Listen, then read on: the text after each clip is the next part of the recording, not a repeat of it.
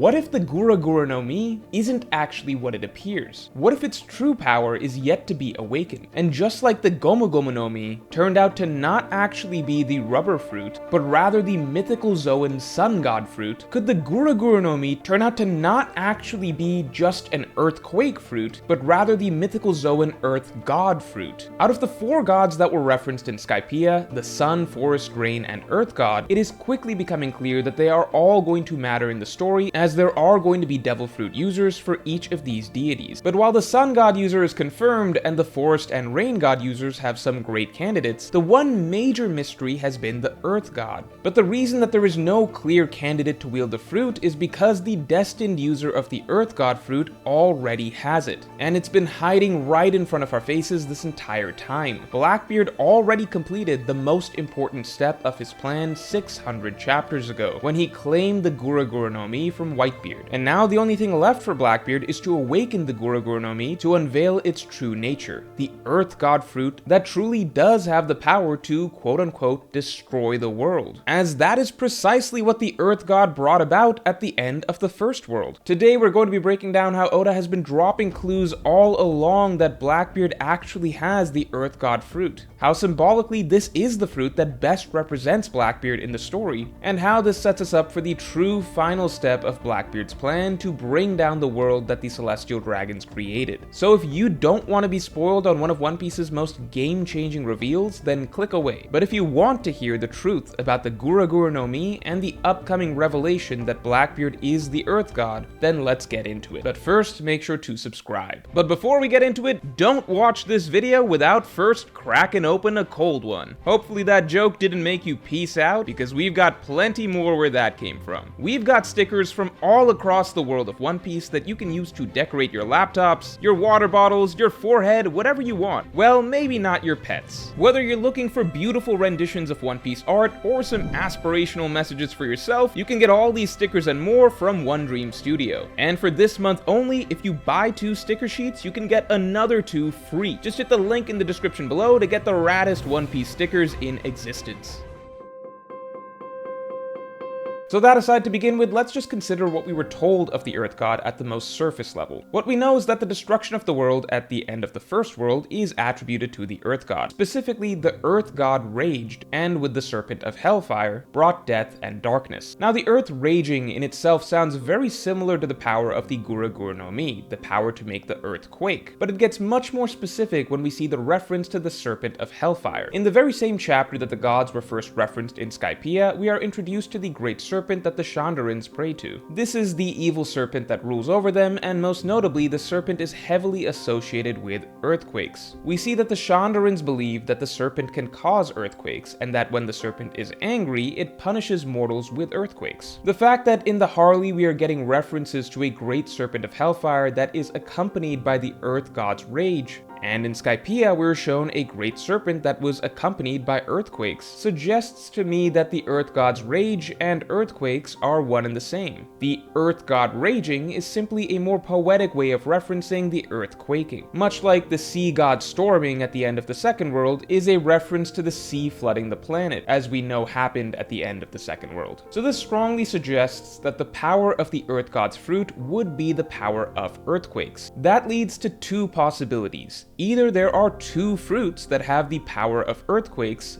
the Gura Gura no Mi and this mysterious yet-to-be-seen Earth God fruit, or the Gura Gura no Mi itself is the Earth God fruit, and Blackbeard simply hasn't awakened its true form yet. I would strongly lean towards the Gura Gura no Mi being the Earth God's fruit in disguise, as the Gura Gura no Mi was in the first place hyped up as a fruit with the power to destroy the world. Now note, neither Blackbeard nor Whitebeard have ever showcased that level of power. But what if that's simply because neither of them awakened the fruit? Remember, with Luffy's Sun God fruit, until he awakened it, he couldn't gain the transformation of the Sun God or the full powers of the Sun God. But even unawakened, Luffy still had the basic ability of being rubber. In the same way, what if the Earth God fruit's full transformation and its full powers require actually awakening the fruit? But even unawakened, the user still has the basic ability of being able to produce quakes. Another point that strongly suggests that the Guruguru no Mi may not be showing its true potential yet is the fact that strangely, both Blackbeard and Whitebeard have the exact same, extremely limited moveset with the fruit. Whitebeard only ever showed two uses of the Guruguru no Mi, Quake Punches or tilting the earth. And interestingly, the moment Blackbeard got the fruit, right away he was able to do everything Whitebeard could do with the fruit. Blackbeard replicated both of Whitebeard's only two moves immediately, and exactly as effectively as Whitebeard did. And it's not like Whitebeard only used two moves because he was old and sickly at Marineford, because since then we've gotten to see Whitebeard in combat many times in his younger years as well, and in both the Rocks flashback and the Odin flashback, Whitebeard is still only ever shown doing two things with the Guruguru no Mi, Quake Punches or tilting the earth. This suggests that as powerful as the Guruguru no Mi is, it is strangely extremely limited in its moveset. Even in comparison to extremely weak and simple fruits, we still tend to see far more variation in their moves. The fact that Blackbeard essentially mastered everything the Guruguru no Mi could do right away just isn't usually the case for devil fruits. Normally, upon getting a devil fruit, there is a long learning curve for mastering what it can do. But what if the answer is that the Guruguru no Mi is inherently extremely limited in its moveset, as the fruit cannot be used to its fullest unless it's been awakened? Much like Luffy being rubber is a limited version of the Sun God's true power, and that's all that Luffy gets until he awakens, what if the Guruguru no Mi's ability to do Quake Punches is a limited version of the Earth God's true power, and that's all the user gets until the fruit awakens? Now, all that being said, it's not just that the Guruguru no Mi seems suspiciously like it could be the unawakened version of the Earth God fruit. Symbolically, the Earth God concept fits Blackbeard perfectly.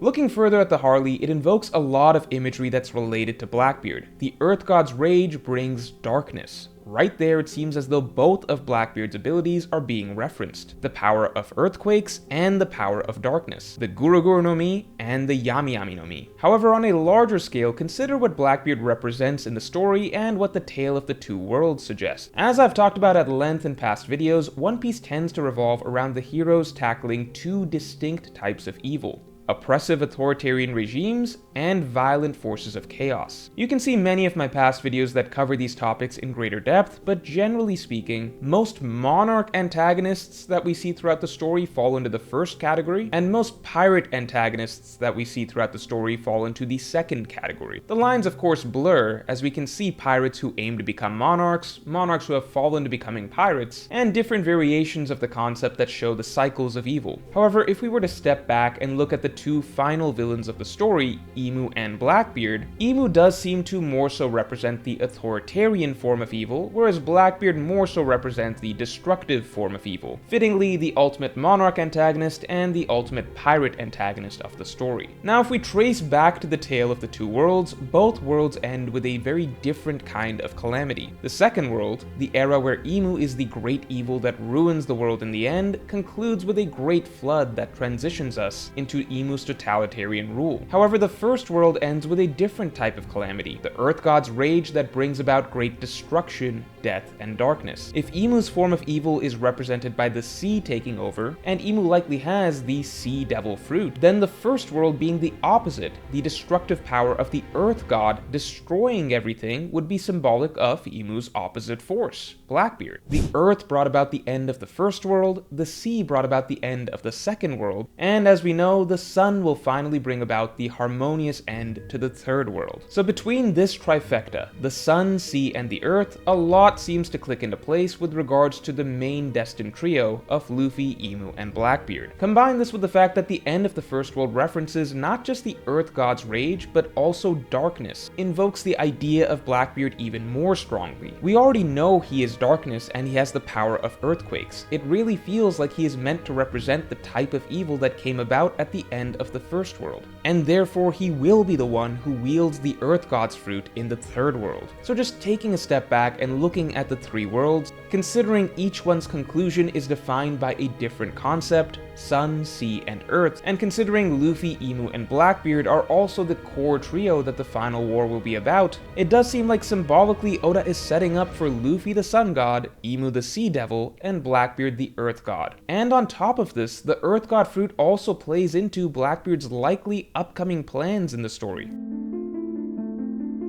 So it's becoming more and more likely that the Serpent of Hellfire mentioned in the Harley is literally the Red Line. The Giants already referenced a great serpent soaked in blood, aka a red serpent, the Red Line, and it's confirmed later on by Herald that this red serpent is a reference to the Red Line. This serpent presumably existed in the first world and again was tied to the Earth God or the wielder of the Earth God's fruit in the first world. Now the serpent is clearly dormant today, having either been turned into rock or being encased by rock within the Red Line. I personally lean towards the serpent being encased within the Red Line, as a lot of signs point towards that, as I explain in far greater detail in this video. But either way, for the serpent to be freed, it's likely that it will need to be broken out of the rock. And if anyone is capable of doing that, it simply has to be the user of the Gura Gura no Mi, as that is essentially what the Gura Gura no Mi is for, destroying earth and rock. Just by the sheer fact that Blackbeard is essentially the only one who can break the Red Line, that in itself immediately ties his role back to that of the Earth God referenced in the first world, who, together with the Serpent of Hellfire, rained destruction upon the world. And consider further that in the modern day, it makes complete sense that one of Blackbeard's goals would be the destruction of the Red Line and the presumed release of the Serpent, as Blackbeard aims to bring about the end of the reign of the Celestial Dragons. The Celestial Dragons have lived atop the Red Line and made it their home, while they control the world from above. And the single move that shatters all this would be the destruction of the Red Line and the freeing of the Great Serpent. As with that, their entire empire comes crumbling down and the world falls into chaos with the rampage of the Serpent. Interestingly, despite how suited the Gura Gura no Mi seems to be for breaking the Red Line, as so far it seems to be the only fruit truly capable of doing so, at the same time, from everything we've seen so far of the Gura Gura no Mi, it somehow still doesn't feel like enough. The Red Line is simply so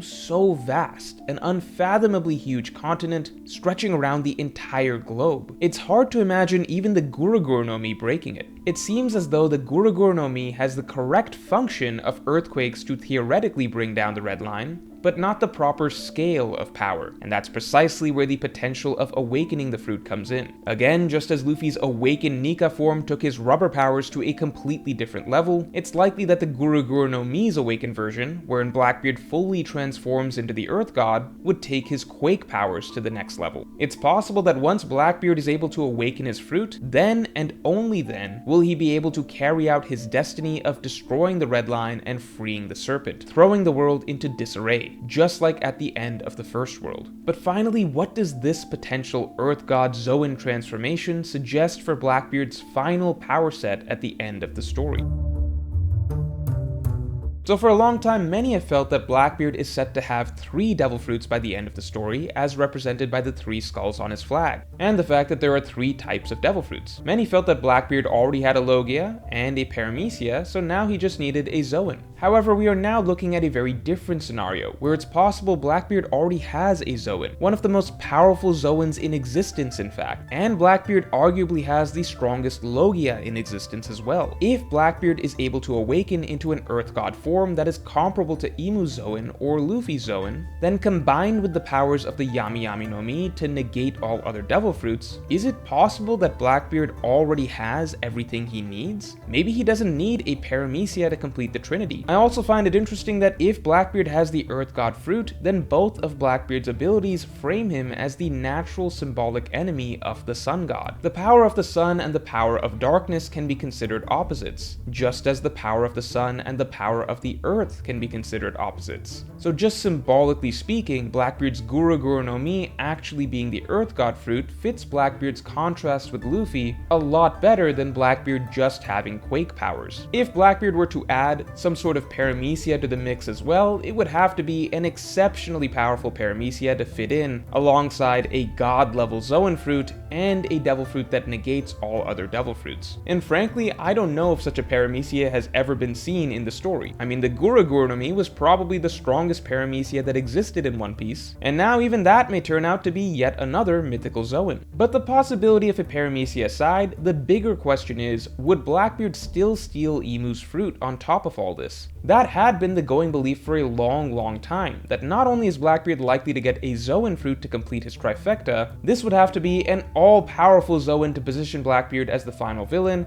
and considering the whole build-up between Blackbeard and Imu, many, including myself, came to believe that Blackbeard's final move would be to steal Imu's fruit from him to supplant Imu as the most powerful being in the world. But if Blackbeard already has the Earth God fruit and just needs to awaken it, is stealing Imu's fruit even still necessary at this point? It's hard to imagine what it would even look like for Blackbeard to have not one, but two God Zoans in his possession, and how these abilities might interact. Would Blackbeard be able to turn into a hybrid of both the Sea Devil and the Earth God, all while wielding the Darkness Fruit's powers as well? Or is it no longer necessary for Blackbeard to steal any more abilities? The simple possibility of Blackbeard's Gura no Mi actually being the Earth God fruit all along throws so many of our previous assumptions about Blackbeard's endgame out the window, but it does ultimately set Blackbeard up as potentially being an even greater threat than we previously imagined. As if Blackbeard has the ability to counter all other devil fruits, while he himself has the power to transform into a god with the greatest destructive power of any of the other gods in One Piece, then we could be looking at an endgame force that surpasses even Imu. So let me know in the comments below if you believe the Gura no Mi is actually the Earth God fruit. And if you enjoyed this video, then definitely like and subscribe. And if you want to hear one other candidate I believe could possibly have the Earth God fruit, then you can listen to my weekly podcast that just dropped by becoming a member or supporting me on Patreon.